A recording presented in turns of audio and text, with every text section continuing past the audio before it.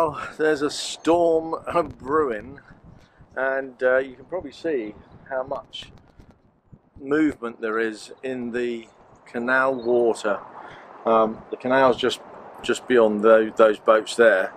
This is the marina, and it's usually really flat and still, but there's a lot of wind. You probably hear that, and there's a storm coming in, which is going to bring a lot of rain with it. Now, last time there was a lot of rain, we had to loosen our mooring ropes off, because what happens is that as the water level rises and brings the boat up, these mooring ropes get tighter and tighter and tighter. So we have to make sure that they're loose enough that the boat can rise and fall. Now, you notice on the boat next to us that the gap between the jetty and the boat is quite large. You know, you could easily step down there, right, so which makes it, you know, what are you supposed to do? You're supposed to keep your boat further away from the pontoon, or, you know, tie it up. So we've got, our ropes are pretty loose. That one's a bit frayed. We're probably gonna have to buy some new ropes at some point. But you'll see our boat's pretty close, although it will sort of go out a little bit. But when the rain starts, what I think I'll do is I'll just pop a rain jacket on, come out, and just loosen those off. So, I mean, the gap does it will go out a little bit. But, you know, you want to be careful that we don't have too much of a gap, because you know, if you lose your footing, you can easily disappear down the side. Wow, the wind's really getting up down the side of the boat into the canal. Anyway, I'm going to go back indoors. Indoors, that's a lot quieter, isn't it? A bit warmer as well. Without all that wind going on, it really is. I mean, it's going to be, I think it's going to be really, really wet. It says a lot of rain for the Midlands or the central part of England. So I'm not really looking forward to it.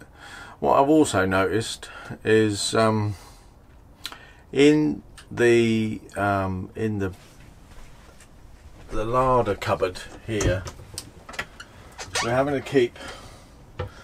keep things away from the back edge of the cupboard, because I don't think there's much insulation between the outside steel and the inside wood cladding. You know, you'll notice all this sort of wood cladding. I don't think there's much of an insulation in there.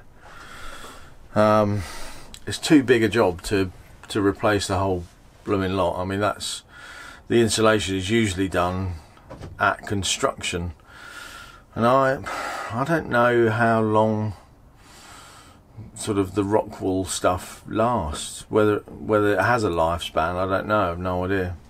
I suppose we could do bits.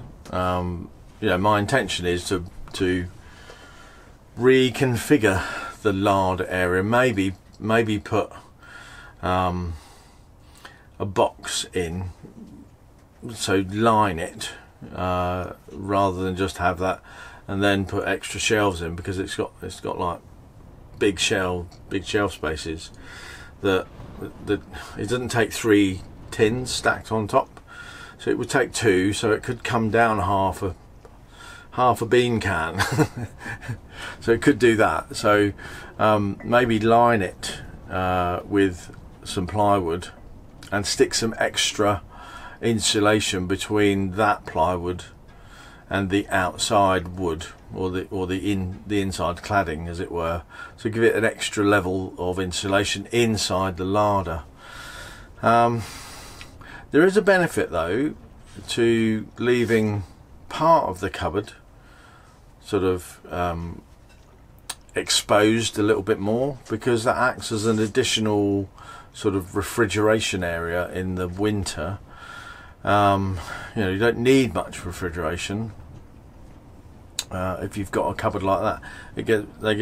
You know, the cupboards get really cold. The cupboard under the sink is where we keep all our vegetables, and that they stay really cold and fresh, and you know, it's not wet under there because there's a lot of ventilation goes through. It's next to the oven as well, which keeps it sort of at a moderate temperature. So but it does get cold overnight, and that coldness sort of lasts through the day to keep those vegetables fresh. But what we noticed is that the dampness inside the larder cupboard is making the tins, the outside of the tins, any cans, beans or soup, or you know, spaghetti or whatever we've got in a can, vegetables, making the outside rusty, which is probably not a good thing. You know, I don't know, it doesn't affect the inside until you put a tin opener on and tip all that rust in to the vegetables, but there you are. If you wipe it around afterwards, it's fine, or before you open it, it's fine. But you know, there's always another bit to do. There's plenty of DIY on a boat. So if you're wondering that you know, you might in retirement be a bit bored, you could buy a boat. You would never be bored at that rate, because it's always. And as I'm looking up, I'm noticing something else on the roof. There's a weirdly positioned sort of car radio speaker on the ceiling. Let me just get past the tripod there. Just here you can see that is a car radio speaker. It's it's a Goodman's car radio speaker.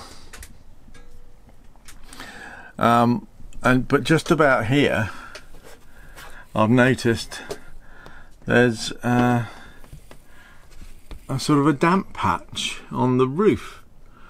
We haven't got anything above that, sort of outside, so that must be some sort of condensation and water build-up coming through that's not being dispersed during the day. So that means I'll have to, I don't know what that speaker's for. I've been reticent to take it down because, well, then it leaves a blooming hole. And we've got holes in the ceiling all over, just one here. These are normal. They go out and they're vents. So it's a legal requirement that you have to have a certain amount of ventilation on a narrowboat. I don't know how much ventilation you're supposed to have, but it's, you know, there seems to be loads in here. There's that vent there. There's one in the lounge, and then there's one in the bedroom, and there's one in the bathroom. So along the top of the boat, you might have seen on narrowboats they have those sort of brass mushroom type shaped things. Well, that's what's above those vents. Ours unscrew. Currently a lot of ours are covered with cling film. It's the way we bought it. I think they polished them up and then put cling film around, and there's one they didn't do it to, which is, I tried to sort of buff it up with a bit of Brasso. Came up really well, but tarnished within a day. So they need to be doing like every day. It's ridiculous. So that's another thing. I don't know if you can paint brass. I suppose you can. Maybe we'll get some spray enamel, maybe, I don't know. I'll have to do a bit of research. If you know whether you can paint brass and what sort of paint you need and what the prep is, let me know in the comments, because that is something I want to do. Because next, well, maybe this year, maybe this summer, we might have a go at repainting a bit of the boat, or get started at least. Maybe we'll do the roof, and maybe we'll do the mushrooms to go along with that. But yeah, let me know in the comments if you know if it's possible or advisable to paint brass. It's pouring rain all morning, and I was looking through my recipe books and I thought, oh, let's make something. So I saw a recipe for a carrot cake, and I don't think I've made one of those in a long time. So I got together the ingredients. I zested an orange, and I got 3 medium carrots, grated them, and then I tried to weigh the ingredients on these scales. Now I religiously take the batteries out every time, because I saw online people had problems with these scales. The batteries don't last. But now I've tried to use them. They'll tell me the time all right, which I don't, how long they've been on, which I don't need to know, but they won't weigh things, and they keep saying low, so I know the batteries are too flat to do that. So I'm a bit annoyed, but we are going to get some new batteries for them. But that's the trouble, with it being locked down, we need those batteries. Like, you can get normal batteries in Aldi's, but anyway, maybe we'll send off for them. So I'm a bit annoyed, but anyway, what I've done is I've just carried on without it. I have got a jug. I have got this, so I measured out. Now they wanted vegetable oil. I haven't got that. We never have that. We got olive oil, so I used that instead. And I measured that correctly, and then I just guessed on the flour, and I've guessed on the sugar. So this is what it looks like. I wanted a tin, but I don't have a square cake tin, so I just used this glass bowl. Although, and I guessed on the raisins, because that doesn't really matter, but I think it looks all right. I'll try not to burn the top this time. It's in this book. It's a BBC Good Food. I think I got it 3 years ago with a magazine. And what I do is, when I make the cake, I often write it down, and I've not written anything on there, so I've never made this particular one before. But you can see, like, I've made that one a lot.